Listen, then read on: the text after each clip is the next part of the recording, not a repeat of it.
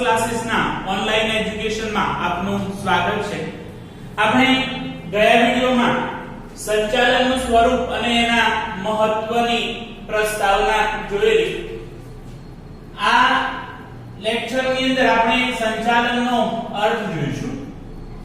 સૌથી પહેલા સંચાલનની જે વ્યાખ્યા છે એ કે સંચાલન એટલે અન્ય વ્યક્તિઓ પાસેથી કામ લેવાની કરાર।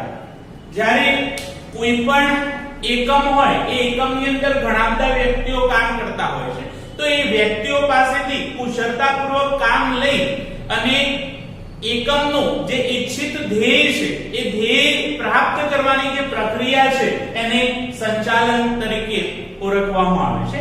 એટલે જ અહીં કહેવામાં આવ્યું છે કે સંચાલન એટલે અન્ય વ્યક્તિ પાસેથી કામ લેવાની કરાર। બીજી જે વ્યાખ્યા છે કે ઓછામાં ઓછા સમય અને ખર્ચે ઉપલબ્ધ સાધન સગવડોનો શ્રેષ્ઠ ઉપયોગ કરીને એકમના નિર્ધારિત ધ્યેયને સિદ્ધ કરવાના કાર્યને સંચાલન કહે છે। કોઈ પણ એકમનો ચોક્કસ ધ્યેય હોય છે, એ નિર્ધારિત ધ્યેયને સિદ્ધ કરવા માટે એ એકમ કાર્ય કરે છે। હવે ઓછામાં ઓછા સમય અને ખર્ચે આપણી પાસે જે ઉપલબ્ધ સાધનો છે એ સાધનોનો શ્રેષ્ઠ ઉપયોગ કરી અને જે એકમે લક્ષ્ય નક્કી કરેલું છે, જે ધ્યેય નક્કી કરેલું છે, એ ધ્યેય પ્રાપ્ત કરવાની જે પ્રક્રિયા છે એને આપણે સંચાલન કહીએ છીએ। આ જે વ્યાખ્યા છે લિવિંગસ્ટનની વ્યાખ્યા છે। ફરીથી એકવાર રિપીટ કરું છું કે ઓછામાં ઓછા સમય અને ખર્ચે ઉપલબ્ધ સાધનો નો અથવા તો સાધન સગવડોનો શ્રેષ્ઠ ઉપયોગ કરીને એકમના નિર્ધારિત ધ્યેયને સિદ્ધ કરવાના કાર્યને સંચાલન કહે છે। આ વ્યાખ્યા એ લિવિંગસ્ટનની વ્યાખ્યા છે। ત્યાર પછી આપણે ત્રીજી વ્યાખ્યા જોઈએ કે સંચાલન એક એવી પ્રક્રિયા છે, એક એવી પ્રોસેસ છે જેમાં માણસો એટલે કે મેન, યંત્રો, મશીન, સાધનો, મટીરીયલ્સ, પદ્ધતિઓ, મેથડ, નાણું એટલે કે મની અને બજાર એટલે કે માર્કેટ એટલે કે એની અંદર 6M નો સમાવેશ થાય છે।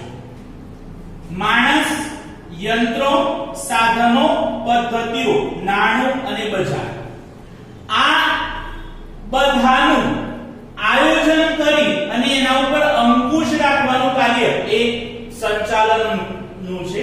એટલે કે માણસો, યંત્રો, સાધનો, પદ્ધતિઓ, નાણું અને બજાર એનું આયોજન કરવામાં આવે છે, એક વ્યવસ્થિત પ્લાનિંગ કરવામાં આવે છે અને ત્યાર પછી એના ઉપર અંકુશ રાખવામાં આવે છે, એના ઉપર દેખરેખ રાખવામાં આવે છે। તે માનવ પ્રયત્નોને નેતાગીરી, સંકલન અને માર્ગદર્શન પૂરું પાડે છે। માણસ જે પ્રયત્ન કરી રહ્યો છે, જે એફર્ટ્સ લગાવી રહ્યો છે, એ એફર્ટ્સ ની અંદર એ નેતૃત્વ પૂરું પાડે છે, સંકલન પૂરું પાડે છે એટલે ઘણા બધા વ્યક્તિઓ વચ્ચે સંકલનનું કાર્ય કરે છે અને સાથે સાથે જ્યારે કોઈ પ્રશ્ન ઉભો થાય તો એવા સમયે માર્ગદર્શન પૂરું પાડે છે, જેથી એકમના ઈચ્છિત ધ્યેયને હાંસલ કરી શકાય છે એટલે કે સિદ્ધ કરી શકાય છે। આ જે વ્યાખ્યા છે એ જ્યોર્જ ટેરીની છે। ફરીથી એકવાર રિપીટ કરું છું કે સંચાલન એક એવી પ્રક્રિયા છે જેમાં માણસો, યંત્રો, સાધનો, પદ્ધતિઓ, નાણું અને બજાર એટલે કે 6M નો સમાવેશ થાય છે। આ 6M નો આયોજન કરી તેના ઉપર અંકુશ રાખવાનું કાર્ય કરે છે, માનવ પ્રયત્નોને નેતૃત્વ પૂરું પાડે છે, સંકલન પૂરું પાડે છે અને માર્ગદર્શન પૂરું પાડે છે અને જે એકમે લક્ષ્ય નક્કી કરેલું છે, જે ધ્યેય નક્કી કરેલું છે એને સિદ્ધ કરવામાં મદદરૂપ થાય એને સંચાલન કહેવામાં આવે છે। આ જે વ્યાખ્યા છે એ જ્યોર્જ ટેરીની વ્યાખ્યા છે। તો આપણે સૌથી પહેલા જે નિષ્ણાંતો દ્વારા જે વ્યાખ્યા આપવામાં આવી કે સંચાલન એટલે અન્ય વ્યક્તિ પાસેથી કામ લેવાની કરાર, ત્યાર પછી લિવિંગસ્ટનની આપણે વ્યાખ્યા જોઈ જેની અંદર આપણે સમય, ખર્ચ અને સાધનો એ ત્રણ શબ્દો યાદ રાખવાના અને જે ધ્યેય નક્કી કરેલો છે એ ધ્યેયને પ્રાપ્ત કરવાનો પ્રયાસ કરે છે. ત્યાર પછી જ્યોર્જ ટેરીની જે વ્યાખ્યા છે એ વ્યાખ્યાની અંદર 6M અને એનું આયોજન કરી એના ઉપર અંકુશ રાખવાનું કાર્ય કર્યું છે. હવે આપણે જોઈશું સંચાલનનું સ્વરૂપ. સંચાલનનું સ્વરૂપ સમજવા માટે તેની લાક્ષણિકતાઓનો અભ્યાસ કરવો જરૂરી છે. સૌથી પહેલું એનું લક્ષણ છે કે સંચાલન એ સર્વવ્યાપી પ્રક્રિયા છે. એટલે કે સંચાલન એક સર્વવ્યાપી પ્રવૃત્તિ છે. દરેક જગ્યાએ જોવા મળે છે. જ્યાં જ્યાં માણસો સમૂહમાં કામ કરે છે, કોઈ ચોક્કસ ધ્યેય માટે પ્રાપ્ત કરે છે, ત્યાં ત્યાં સંચાલન અવશ્ય હાજર હોય છે. એટલે કે જ્યાં જ્યાં માનવ સમૂહમાં હેતુની સિદ્ધિ માટે પ્રયત્ન કરે ત્યાં સંચાલનની જરૂર પડતી હોય.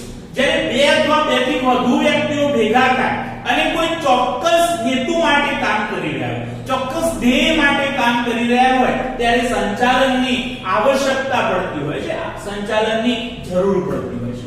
સંચાલન એ માત્ર ઔદ્યોગિક ક્ષેત્રમાં થતી પ્રવૃત્તિ નથી. એટલે કે ઉદ્યોગોની અંદર જ સંચાલનની આવશ્યકતા રહેતી નથી, પણ ઉદ્યોગની સાથે સાથે તમામ ક્ષેત્રમાં સંચાલનની જરૂર પડે છે.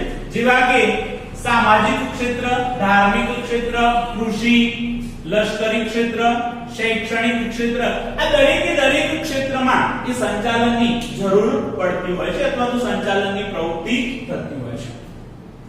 સંચાલનના દરેક ક્ષેત્રના તમામ એકમો અને એ એકમોના તમામ વિભાગોની અંદર સંચાલનની જરૂર પડતી હોય છે. સંચાલન વગર એકમમાં કામ કરનાર વ્યક્તિ એ જવાબદારી સાથે કામ કરી શકતી નથી. દરેક એકમમાં અને એકમોના તમામ વિભાગની અંદર એ સંચાલનની પ્રવૃત્તિ જોવા મળે છે. તો આપણું જે સંચાલનની જે લાક્ષણિકતાઓ છે એની અંદર પહેલી લાક્ષણિકતા છે સર્વવ્યાપી પ્રવૃત્તિ. એટલે કે સંચાલન એક સર્વવ્યાપી પ્રવૃત્તિ છે. જ્યારે બે અથવા બેથી વધુ વ્યક્તિઓ ચોક્કસ હેતુ સાથે સંકળાયેલા હોય ત્યારે સંચાલનની જરૂર પડે છે. સંચાલન ફક્ત ઉદ્યોગોની અંદર જ નહીં પરંતુ એ સિવાયના સામાજિક, ધાર્મિક, કૃષિ, લશ્કરી અને શૈક્ષણિક ક્ષેત્રની અંદર પણ સંચાલન જોવા મળતું હોય છે. અને સંચાલન દરેક ક્ષેત્રના તમામ એકમોમાં અને એકમોની અંદર જે પેટા વિભાગ પડે છે એ પેટા વિભાગની અંદર પણ સંચાલનની જરૂર પડતી હોય છે. હવે આપણે જોઈશું હેતુલક્ષી પ્રવૃત્તિ. સંચાલન એક સાધન છે. એકમનો જે ધ્યેય છે એ ધ્યેયની પરિપૂર્તિ માટે સંચાલન એક સાધન તરીકે કાર્ય કરે છે. એ સાધ્ય નથી. દરેક એકમની સ્થાપના ચોક્કસ હેતુઓ સિદ્ધ કરવા માટે થાય છે. કોઈ પણ એકમ હોય, કોઈ પણ સંસ્થા હોય, એ સંસ્થાની સ્થાપના એ કોઈ ચોક્કસ હેતુને સિદ્ધ કરવા માટે થતી હોય છે. હેતુ વગર સંસ્થા ટકી શકતી નથી અથવા તો સંસ્થાની સ્થાપના થઈ શકતી નથી. આ જે સંસ્થાના હેતુઓ છે એ કાર્યક્ષમ રીતે અને કરકસરપૂર્વક સિદ્ધ કરવા માટે સંચાલનની જરૂર પડે છે. સંસ્થા અથવા એકમના જે હેતુઓ છે એ હેતુઓને યોગ્ય રીતે કુશળતાપૂર્વક અને કરકસરપૂર્વક એ સિદ્ધ કરવા માટે સંચાલનની જરૂર પડે છે. સંચાલન વગર એકમના અથવા તો સંસ્થાના હેતુઓ સિદ્ધ થઈ શકતા નથી. ત્યાર પછી આપણી ત્રીજા નંબરની લાક્ષણિકતા છે એ જૂથ પ્રવૃત્તિ. સંચાલન એ બે અથવા બેથી વધુ વ્યક્તિઓના જૂથની પ્રવૃત્તિ છે. જ્યારે બે અથવા બેથી વધુ વ્યક્તિઓ અથવા તો જૂથની અંદર વ્યક્તિ કામ કરતી હોય ત્યારે એમના ઉપર દેખરેખ રાખવા માટે સંચાલનની જરૂર પડતી હોય છે. કારણ કે જો સંચાલન ન હોય તો દરેક વ્યક્તિ પોતાના પોતાની ફરજ સારી રીતે બજાવી શકતી નથી.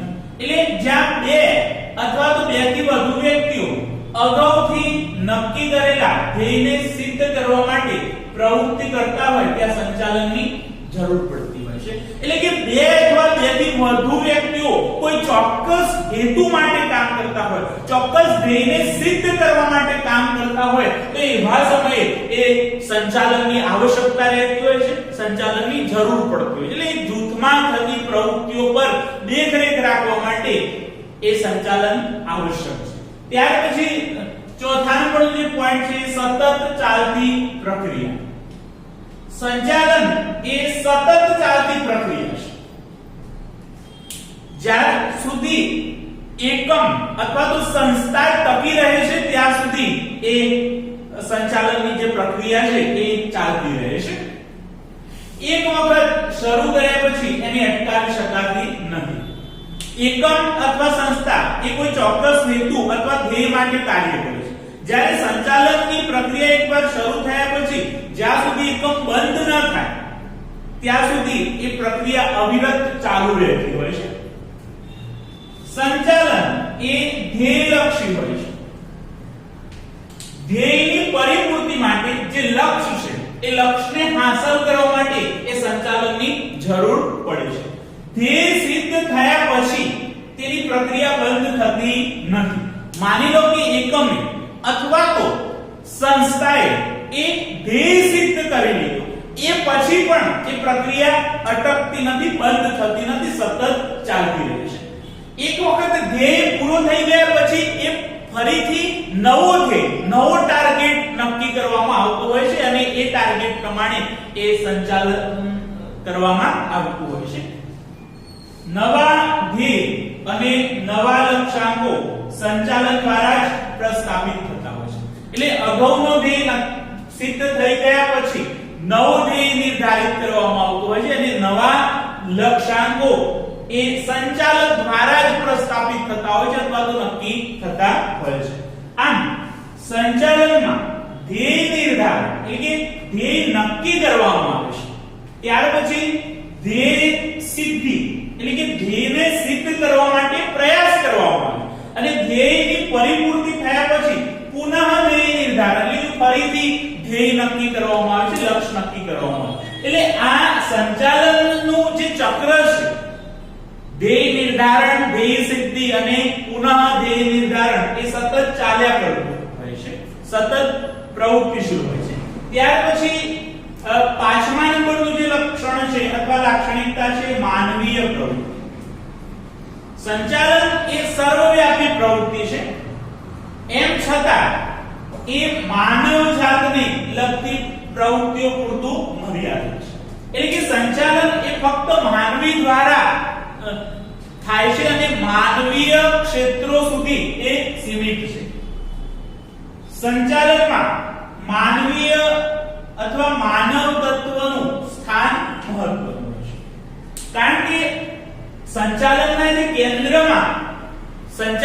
કેન્દ્રમાં એ માણસ હોય છે. માટે એ કહેવામાં આવે છે કે સંચાલનમાં માનવ તત્વનું સ્થાન મહત્વનું છે.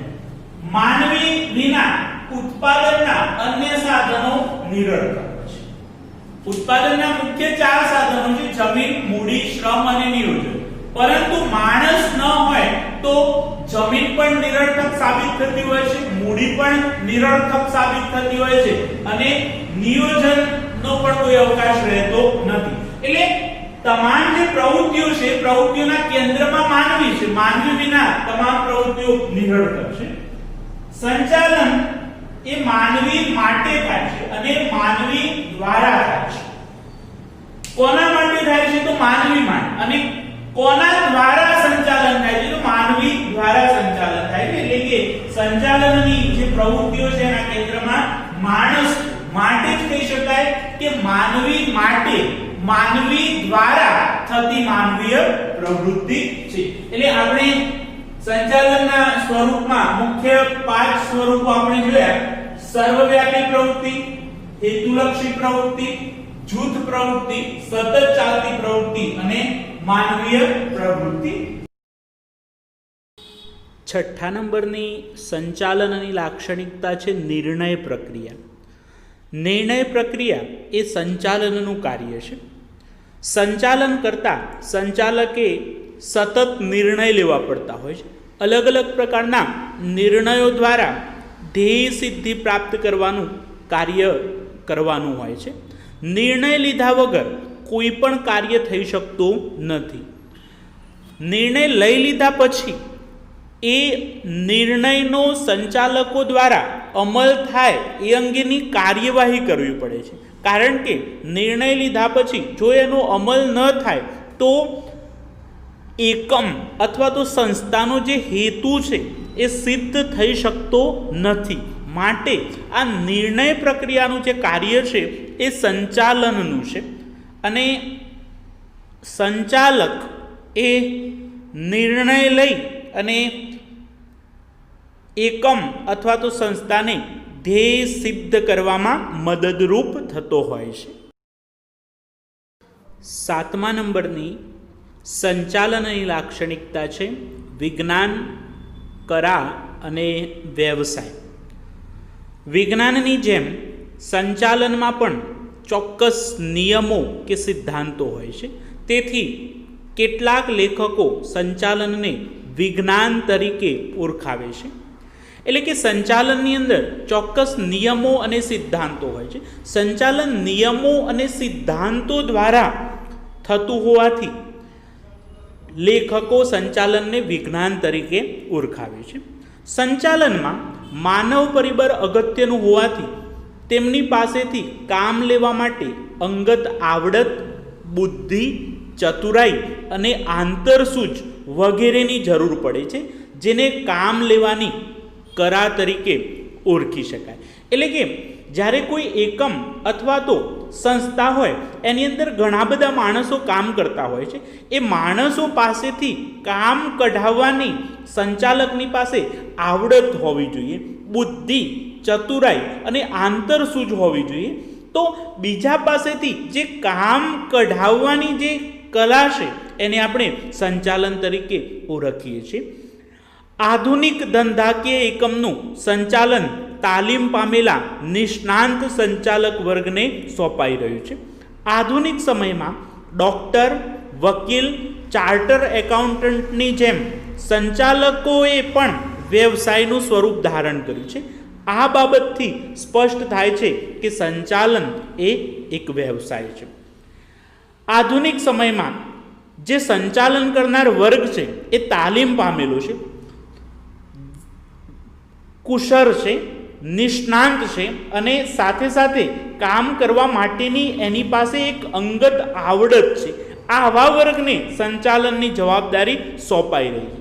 જેવી રીતે વકીલ, ડૉક્ટર, ચાર્ટર એકાઉન્ટન્ટ પોતાનો વ્યવસાય કરી રહ્યા છે, એ જ રીતે આજના સમયની અંદર પણ એક નવો વ્યવસાય ઉદ્ભવ્યો છે જેને આપણે સંચાલકોનો વ્યવસાય તરીકે ઓળખીએ છીએ. આ બાબત એ બતાવે છે કે સંચાલન એ એક વ્યવસાય છે.